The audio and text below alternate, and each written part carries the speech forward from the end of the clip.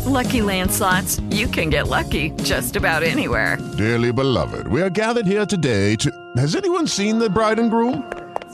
Sorry, we're here. We were getting lucky in the limo and we lost track of time.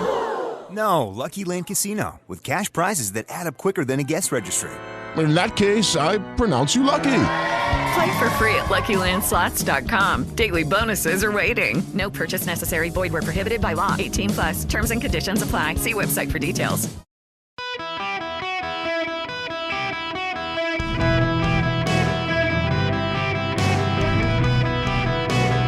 Welcome to the Eric Erickson Show podcast, Hour 3.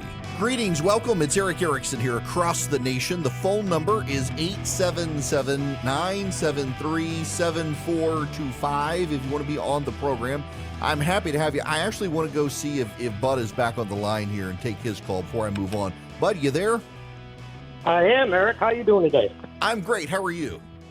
I'm doing wonderful. I was listening to your comments about hybrid vehicles. Let me tell you, my wife's car got totaled, and we bought a hybrid vehicle for her. And shortly after I did some research on these vehicles, I decided to trade it in and get a plug-in hybrid. And the cool thing about the plug-in hybrid, like you mentioned, your friends, is it's got a dedicated battery for when you first start out in the morning. It'll give you 40 miles. Then after that, it switches over to the hybrid package, which is a separate battery and the gasoline engine, and that works until the next time you get home and you plug it in and you take off again with your electric power from the first battery. The cool thing about the first battery is you can program that as to when you want to utilize that. So you can utilize it first thing when you leave in the morning, or if you're going up into the mountains and you have a plug-in hybrid Jeep or something like that, you can go up into the mountains in your hybrid unit and then use your battery to go quietly through the woods. So there's some cool things about it, but the coolest thing about it is once a month we put gas in that thing. See, now I could go along with something like this. And again, I'm not opposed to electric vehicles. They're just not for everybody. But something like this it really sounds impressive to me. If I could get my Denali in that way without the garbage GMC interface that doesn't use CarPlay, that's another story. I mean, I would gladly do something like that.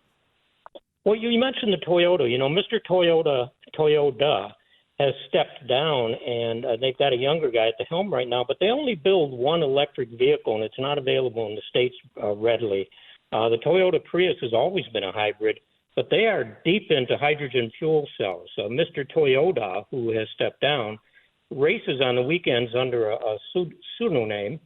Is that what it would be called? Under an alias. Okay, he races sports cars. And he's got a hydrogen fuel cell powered sports car, which is an internal combustion engine running off of hydrogen.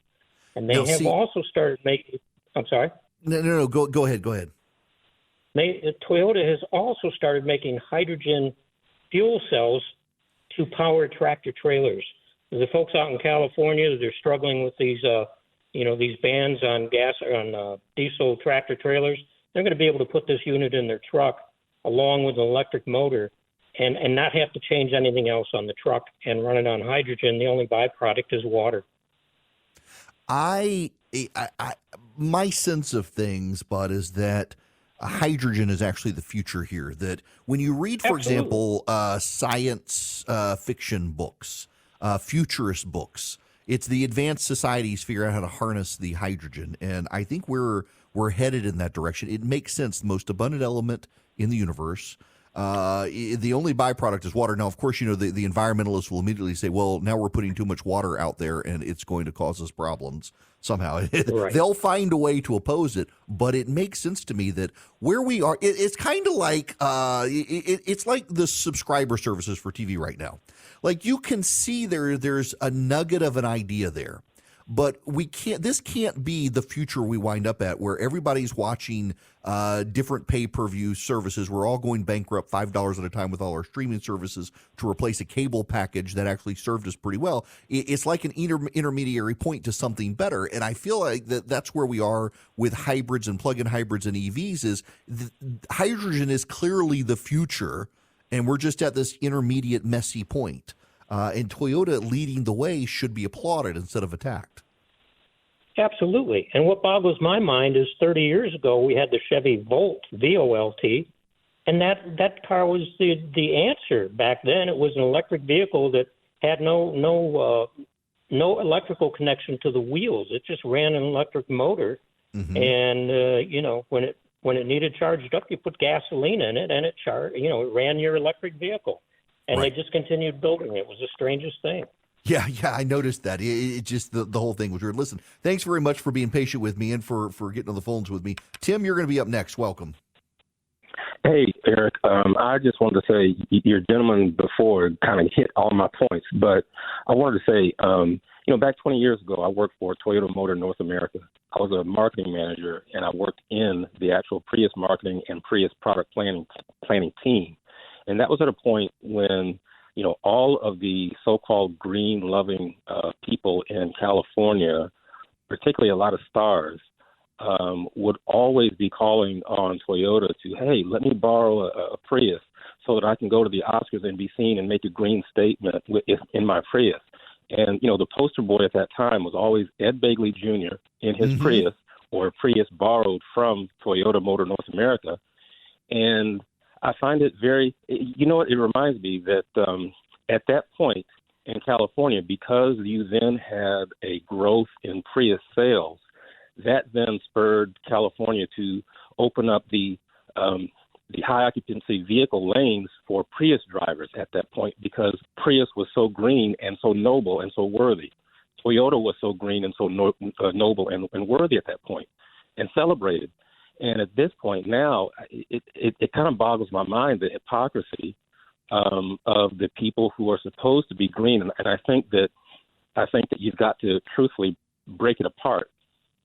You've got environmentalists that mean well, and then you've got the liberal activists within the environmentalists who really just want to burn everything down. So I think you've got to separate the two. But there's hypocrisy in what I'm hearing, because one of the companies that has been the leader, and as you said with the previous caller, Akio Toyota is definitely championing the idea of hydrogen-powered combustion engines, which produce nothing but water. But Toyota is being vilified for not going far enough to produce, as you've already said, vehicles that enrich China. Right. It makes no sense, and I'm hoping that Americans across the country are not so dense that they don't see the truth.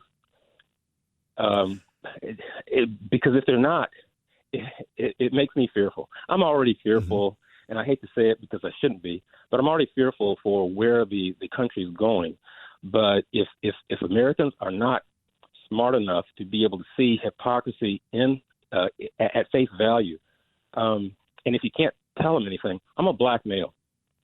And it's very, very difficult to tell black people anything about the truth that they will listen to, because if it's not Democrat, they won't hear it. And it makes me very, very concerned. I once told, and I'll be very quick, I'm sorry. I once told a relative of mine, look, when I was a kid, back in the 70s, the population of African-American people in the U.S. is 13%. Today, the population of African-American people in the U.S. is 13%. When I was a kid, the population of Hispanic people in the U.S. was really, really tiny. Today, it's north of 25%. Now, smart people would get the idea that a population with zero growth is declining. Populations with magnificent growth, like 25%, we are being swallowed up. But I can't tell black people this, because there are certain arguments that they won't hear. And I'm just hoping that logic will somehow prevail across the board on all these issues, whether it's environmentalism, whether you want an electric vehicle versus gas, or any other thing. I'm hoping logic will prevail at some point. Thank you. I'm done. No, listen, first of all, thank you very much for the phone call, Tim. Very well said. And I got to tell you, I think that's happening. What a perfect segue into what else I want to talk about, because there actually is a great story out there from the New York Times, no less, from Nate Cohen, their data analyst, The headline is Millennials are no exception. They've moved to the right. Listen to the subtitle. Over the last decade, almost every cohort of voters under 50 has shifted rightward. But there's more, to Tim's point. Non-white voters, that is black and Hispanic in particular, are seeing some of the biggest shifts to the right. They're being driven right not by economic issues, but by cultural issues. Both Hispanic and black voters are moving to the right. Hispanic voters at a faster rate than black voters. And for the longest time, liberal demographers claimed the shift in Hispanic voters was because the longer they stayed in the country, the more they identified as white, and they identify white voters with the Republicans, so they wanted to become Republicans because they wanted to identify white. We see this now so much in coverage around the country from the left of black people and Hispanic people, if they vote Republican, can be white supremacists, even though they're not white. What's actually happening is the cultural critiques of the left by the right are disproportionately playing well with black and Hispanic voters who tend, it's not a coincidence, to be the most religious voters in the country. They tend to be the people who live by faith. They tend to be the people who go to church the most, more than white people. And the cultural progressivism of the left is turning a lot of these people to the right. Now, I'm going to go on and take a time out here because I actually want to spend some time on this article. It's pretty impressive, the data of what's going on. It's being missed by the left. And also, you should know, in Philadelphia, they had big elections this week for mayor. And again, black voters, to the extent they turned out, they voted for the more conservative candidate. And progressives are starting to hear alarm bells going off, and they don't know what to do about it because they've so been poisoned by intersectionality. We'll discuss this when we get back. Well, there it is happening right now. Apple's AR VR headset. They're calling it the Vision Pro. That's the name. Wow. Looks impressive. We'll have one in the office. All right.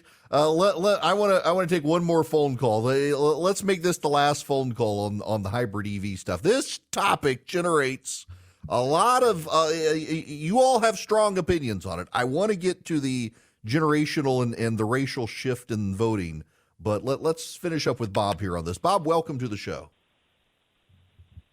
Hold on, Eric. I got to take you off speakerphone. That's all right. My point was, and I like the idea about the hydrogen. The question or the point I want to make is, how does government incentivize this people to adopt or go to higher mileage vehicles? And thought is, if they were to offer like a 5% write-off on the total cost each year for 5 years for vehicles of any type of power, hydrogen, gasoline, or electric, that gets, say, 40 miles to the gallon or more, for the first 5 years of ownership, you can deduct 5% of the gross cost of that off your gross income for the highest mileage of 40 miles to the gallon or more, and a lower percentage for each year thereafter for lower mileage vehicles. Or do the same with a lease, interest. If you could write off the interest on it for 5 years fully, but a low percentage if the mileage is less that you're going to get. So you could have 40 miles as a threshold, 30 miles as a threshold, 25 miles as a threshold, and below a certain mileage, you pay a penalty for a gas guzzler. That would give people a freedom of choice.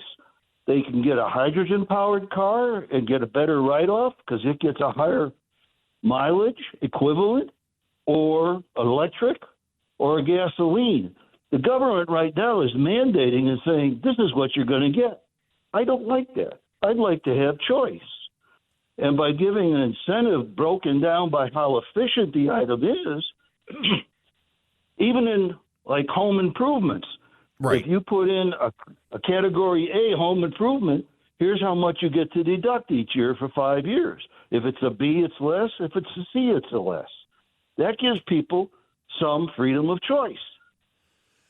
I would not be surprised if we see the government go this way. The government, liberals and conservatives, Republicans and Democrats alike, love to use the tax code as a way to incentivize behavior. And one of the issues that we're going to have to deal with here pretty soon, Bob, in fact, a lot of states are already dealing with it, is also what to do with the gas tax, because the gas tax is how everybody it's how you pay for roads. I mean, when you go fill up at the pump, you pay a federal tax and a state tax. And that tax is what is used to pave the roads and build the roads. Electric vehicles don't do that. And so now you've got a lot of states that are doing mileage taxes for electric vehicles. You switch to hydrogen. To some degree, you're going to have the same situation, although you will fill up at the pump. I got to tell you, though, I'm fascinated by hydrogen. So when I was a kid, this is how much of a nerd I was. My parents, if they're listening right now, will appreciate the story. I had a massive chemistry set when I was a kid. Now, for perspective, I know what you're thinking when you think of like a chemistry set, and after 9/11, you couldn't get the good stuff anyway. But when I was a kid in Dubai, I would save my money, and I'd go to the chemical store. And I was not buying little vials. I was buying like liter bottles of hydrochloric acid, massive containers of chemicals. And I had like the Bunsen burner. I had the test. I was a nerd. I loved chemistry. To this day, I love chemistry. I've always loved chemistry. Because you mix stuff, and that's why I love cooking. Cooking is chemistry. You get recipes in grams, and you can make the same thing pretty much all the time. Control for temperature and like sourdough baking and stuff. All it is chemistry. I love it. And I would produce hydrogen, so I would have my friends come over for birthdays, and instead of filling up balloons with helium, I would fill the balloons up with hydrogen. Now, the hydrogen leaks through quicker because it's such a tiny atom, but we would blow up the balloons, and they were just massive fireballs. It was fantastic. Take some zinc and hydrochloric acid, put it in a test tube, put the balloon over it, it fills up with hydrogen, you tie it off, you stick a match to it, stand back far, I'd put a candle at the end of a yardstick, and boom, big fireballs. It was glorious. I loved it. That's the concern. Everybody remembers the Hindenburg video. Even me, who was not alive at the time, the Hindenburg balloon, it blows up, so people are scared of hydrogen because hydrogen is very explosive. But there are ways to transport it stably and use it in fuel cells. It is highly efficient, has a lot of energy in it, and it just seems to me that is the future. And by the way, when you combine it with oxygen, it produces water. And I guarantee you that the next major outrage by the left and catastrophe of the left will be, oh my gosh, everybody's driving hydrogen fuel cells, spitting out all this water. We've got all this water. We're all going to flood. We're all going to die. These things, it's foreseeable they're going to be upset. They really, at the end of the day, most of the environmentalist movement, at least the loudest voices, the ones that control it, they just want to control your life. They don't want you to be mobile. They don't want you to procreate. They really just want you to shut up and die. And that's what's moving so many people to the right, among other things. We'll get to that when we come back. Howdy, welcome. It is Eric Erickson here. The phone number, 877-973-7425, if you want to be on the program. We will be emailing out my monologue about what the left is doing to Toyota and to the rest of the automotive industry through ESG Agenda shortly. If you want it, if you missed it, text DATA to 33777. Subscribe to the daily email, and you'll get that in your inbox here shortly. Okay, back to Tim's phone call from earlier. He was talking about being a black voter, trying to talk to members of his community about what's going on in the world, that if it's not a Democratic talking point, they don't want to hear it. There is data. Nate Cohen of the New York Times has a story. Millennials are not the exception. They've moved right. 15 years ago, a new generation of young voters propelled Barack Obama to a decisive victory that augured a new era of Democratic dominance. 15 years later, those once young voters aren't so young and aren't quite so Democrat. In the 2020 presidential election, voters who were 18 to 29 in 2008 backed Biden 55-43. Half the margin Barack Obama got 12 years earlier. The exit polls show it even closer, with Biden winning just 51-45 of those who had been 18 to 27. And last fall, the young voters of 2008, by then 32 to 43, preferred Democratic congressional candidates by just 10 points.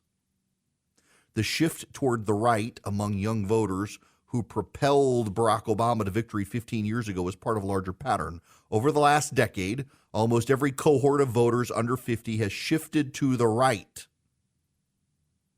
Political folklore has long held that voters become more conservative as they get older, but it's nonetheless at odds with a wave of recent reports or studies suggesting otherwise. The Financial Times wrote Millennials has shattered the oldest rule in politics by not moving to the right. Democratic data firm Catalyst found Democrats essentially haven't lost ground among millennials or Gen Z in the last decade. These findings have helped spark a new wave of speculation about whether the long-awaited era of Democratic dominance might be at hand. But a different story emerges by tracking the same cohort of voters over time.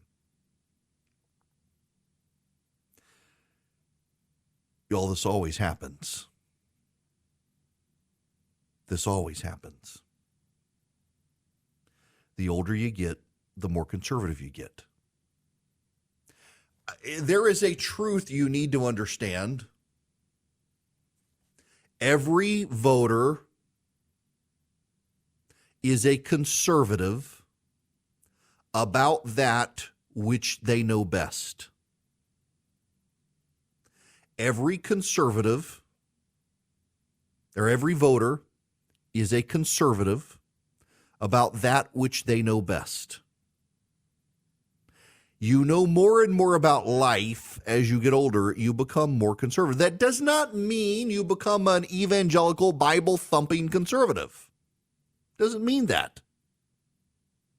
But you become more conservative over time. You become a person with a family.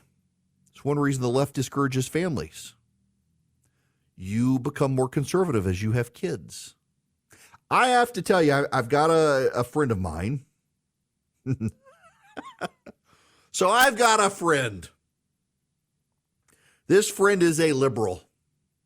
This friend is an unapologetic liberal.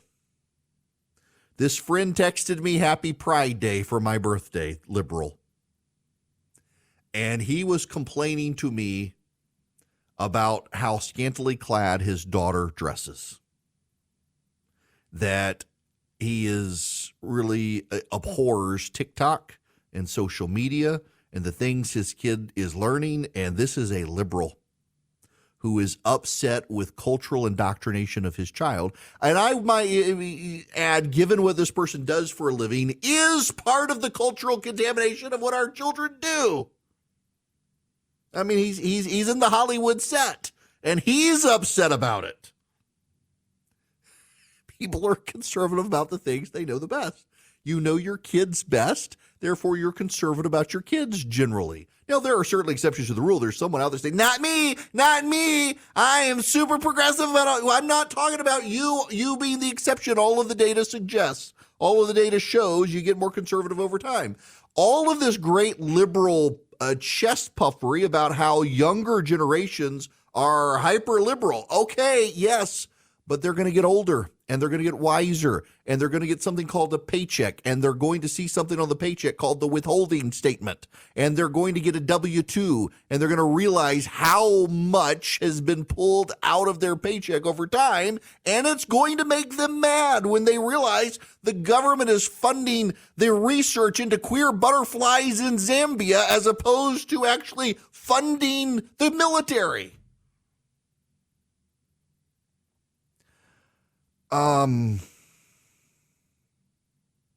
These things matter. And the data just shows it is so. The shift to the right is more modest among younger voters. But they grow up too. They see the failures of government over time. The young people who in 2020 were marching to the streets over George Floyd, fast forward 10 years, they're going to be worried about crime. They're going to be worried about their kids. They're going to be worried about education. they're going to realize the things they fought for in the streets, they're not necessarily getting better. And it makes them more conservative. And then there is the non-white voter. There was a lot of good news for the Democrats in the 2022 election cycle, from holding the Senate to remaining stubbornly competitive in the House. But as more data becomes final, it's clear black turnout was not one of those feel-good stories for the party. The evidence raises the distinct possibility that the black share of the electorate in 2022 sank to its lowest level since 2006. It certainly did in states like Georgia and North Carolina. The relatively low turnout is not a surprise, but it portends catastrophe for Democrats in the years ahead. This is the same Nate Cohen who is telling us about the millennials. You see, black voters in this country are at a point where they're not ready fully to become Republicans. Some are. Some are moving to the right with their votes. A lot of them, however, are just not voting Democrat. They're just staying home. They're sitting it out. They don't want anything to do with it. And that's having ramifications as well for the Democratic Party. Hispanic voters are more likely to go on and move to the GOP. Black voters are just likely to sit it out for a little while. And what the data shows, does not suggest, but actually shows with black and Hispanic voters, is they're not small government conservatives. They're not me. They're okay with government. They think government has done their communities good. But what they are really upset about is an expansionist, culturally progressive government. It is not popular to say, but it is true. The trans issue, transgenderism, does not play well with black and Hispanic voters for a variety of reasons. It's not just the absurdity of it. It's the bullying nature of the trans community. It's off-putting to them. But they also see something that you and I don't see as well. Black and Hispanic voters see something on this issue that you and I, if you're white, you don't see as well as they do. And it is that it is overwhelmingly a group of white men who are pushing the issue on everyone else. And they react viscerally to that. They react viscerally to the idea of a group of white dudes deciding they're women, and now all of us have to take it seriously. They don't like that. They don't like it, particularly black voters. They do not like the trans issue being compared to the civil rights issues of the 50s and 60s. The fact of the matter is, my bold statement of the day that gets me in trouble, but you don't need a bumper sticker on the back of your car to tell someone that you're gay. And more often than not, you don't need one on the back of your car to tell people you're trans either. We see the Adam apple. We know. You don't, or rather, you do need the bumper sticker on the back of the car to tell people you're gay, but you don't need the bumper sticker on the back of your car to tell people you're black. If you're gay, we don't know it unless you put the bumper sticker on the back of your car generally. But if you're black, you don't need the bumper sticker to tell people you're black. We see it. So to equate the civil rights movement of the 50s and 60s, where based on your skin color, there were places you couldn't go and places you couldn't sit and things you couldn't do. It offends them. The data's there. Now, a lot of liberals don't like to talk about the data, or they deny the data. They say the data is not real, but the data is there. And it's the same with the trans issue.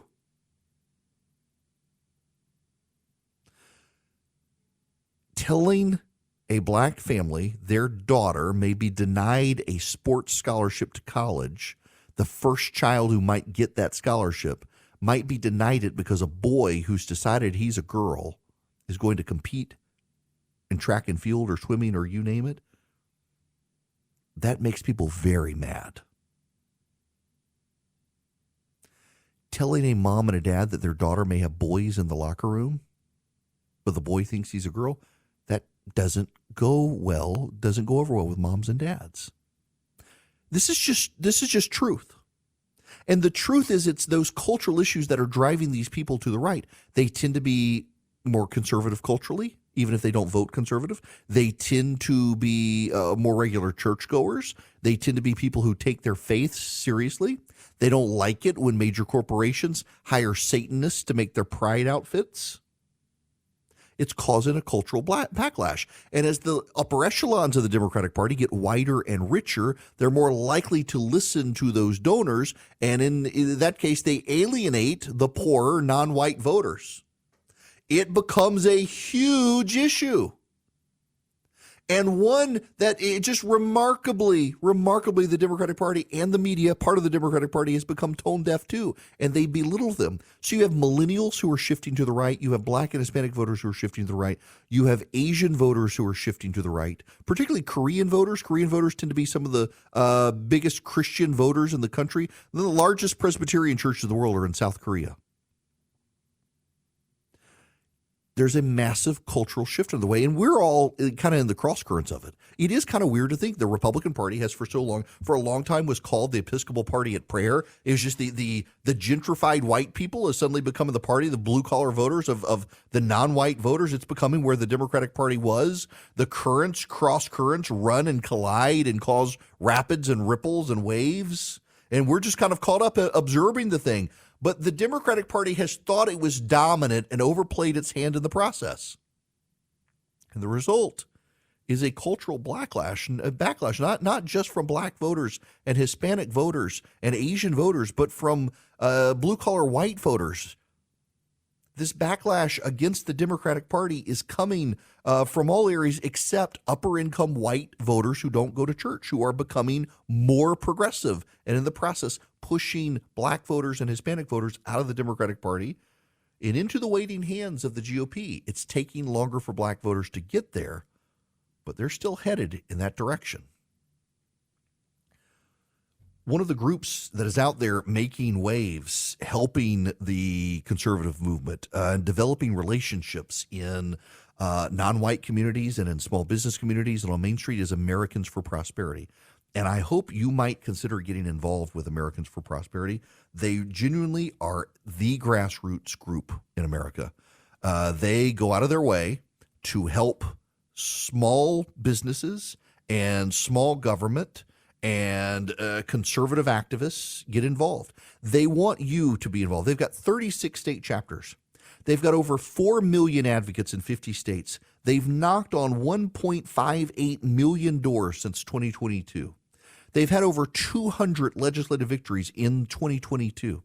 And they want you to be a part of their army of activists going around the country, knocking on doors, learning how to talk to state legislators, being involved in moving states to the right where small government matters. You can be a part of it. Go to americansforprosperity.org/Eric today. americansforprosperity.org/Eric, ERICK. Sign up with them. Take action. Learn about them. Become a member. There's probably a state chapter. They got 36 states. And if they don't have one in your state, they might build one in your state, and you might be on the ground helping them do it. Grow an army of conservative activists around the states who knock on doors, who get involved in local legislative issues, who get involved in city issues. Become a better, sharper, more focused conservative activist with Americans for Prosperity.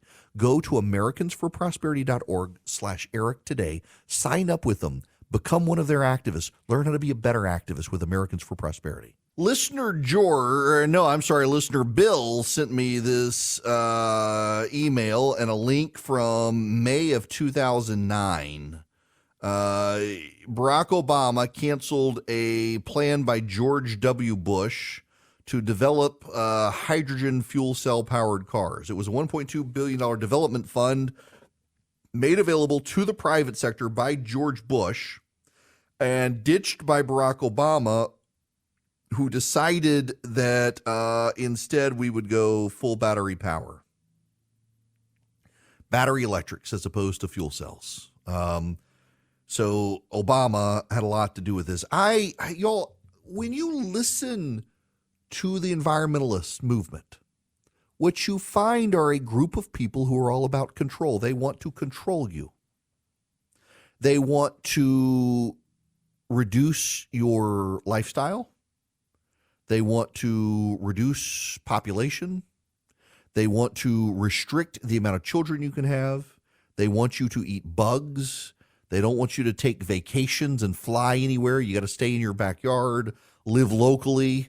There's a lot to commend in like farm to table movements, local organic movements, but you can't feed the world that way. I know there are people who claim you can, but you cannot at a reasonable price point. And the left wants to drive up our costs while controlling us. We went through a global pandemic not 3 years ago where people who lived in cities were the hardest hit because the virus spread on commuter trains. It spread in crowded offices. I mean, to this day, we have a situation with a bunch of people refusing to go back to the office because of a virus 3 years ago. And yet the left solution is to crowd us all into cities and control us from there. All of it is about control. It's not really about saving the planet. It's about controlling your life. And to the extent a fuel cell could get you across the country efficiently, a battery can't get you across town without having to charge up. And that keeps you local. And that's a good thing for the left. That's a real problem. Deeply frustrating. All right. I'm glad to be back with you guys. I had a good vacation, but it's nice to be back in the seat, and back behind the microphone. So I'll be with you tomorrow. One thing I do want you to know is we are starting to invite all the presidential candidates to come onto the show. So you'll start hearing some of their voices as we start reaching out to them and scheduling interviews in the run-up to the gathering in August in Atlanta. And I will talk to you guys tomorrow. Have a great rest of the day. With Lucky Land Slots, you can get lucky just about anywhere. Dearly beloved, we are gathered here today to... Has anyone seen the bride and groom? Sorry, we're here. We were getting lucky in the limo and we lost track of time. No, Lucky Land Casino, with cash prizes that add up quicker than a guest registry. In that case, I pronounce you lucky. Play for free at LuckyLandSlots.com. Daily bonuses are waiting. No purchase necessary. Void where prohibited by law. 18+. Terms and conditions apply. See website for details.